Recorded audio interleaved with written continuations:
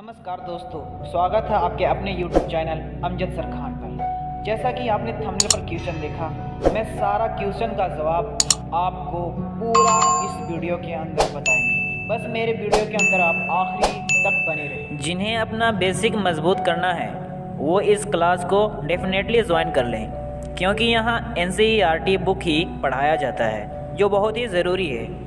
पहला क्वेश्चन है दोस्त, उत्सर्जन किसे कहते हैं?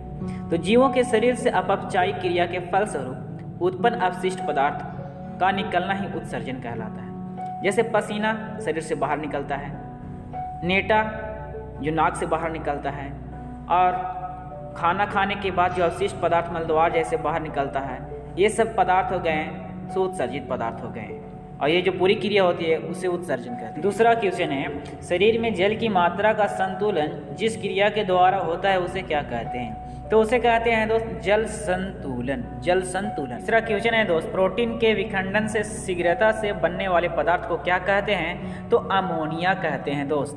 थंबनेल में क्वेश्चन था कि मूत्र का निर्माण कैसे होता है, तो दोस्तों इसका आंसर ध्यान दीजिएगा। मूत्र में साधारण जल, यूरिया तथा सोडियम क्लोराइड विद्यमान होते हैं। अगर एक मनुष्य 24 घंटे में 80 से 100 ग्राम प्रोटीन आहार के रूप में लेता है तो उसके मूत्र की प्रतिशत मात्रा यानी जल 96% और ठोस पदार्थ 4% और यूरिया 2% होता है। यूरिया प्रोटोमेटाबॉलिक का उत्पादक है। यह एमिनो अम्ल से बनता है, यानी 100 मिलीमीटर रक्त में 30 माइक्रोग्राम यूरिया पाया जाता है। फोर्थ क्वेश्चन है, मनुष्य में कितने वृक्क होते हैं? तो 2 होते हैं दोस्त। किडनी का आकार कैसा होता है? तो सेम के जैसा होता है।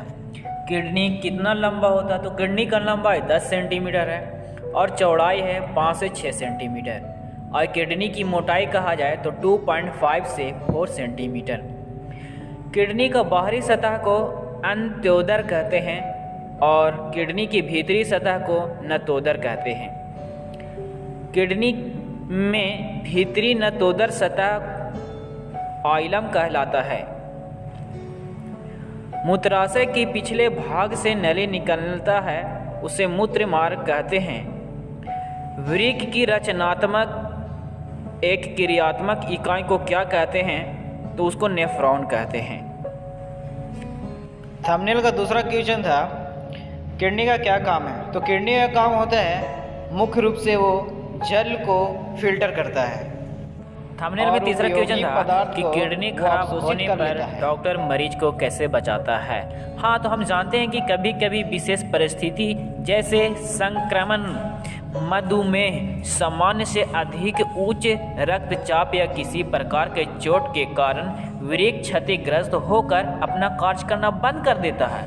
क्षतिग्रस्त किडनी के कार्य न करने की स्थिति में शरीर में आवश्यकता से अधिक मात्रा में जल, खनिज, यूरिया जैसे जहरीले विकार एकत्रित होने लगते हैं, जिससे रोगी की मृत्यु हो सकती है। ऐसे स्थिति में डॉक्टर कृत्रिम किडनी का उपयोग करता है। उस कृत्रिम किडनी को हम हेमोडायलिसिस कहते हैं, जिसे लगाकर रोगियों को जान बचा लेता है। वह सेम किडनी की भांति ही कार्य करता है।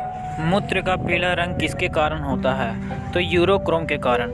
मूत्र में कितने प्रतिशत यूरिया होता है? तो 2%। मनुष्य के प्रत्येक वृक्क में करीब कितने न्यूरॉन की संख्या होती है?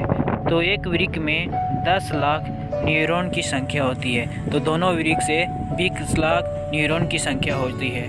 थंबनेल का लास्ट क्वेश्चन आपने जैसे देखा था कि पेड़ से निकलने वाले दूध को क्या कहते हैं? तो उसको रिलैक्टेशन कहते हैं, जिसमें टेक्सोल होता है। टेक्सोल के कारण वो दूध निकलता है और उसको रिलैक्टेशन कहते हैं।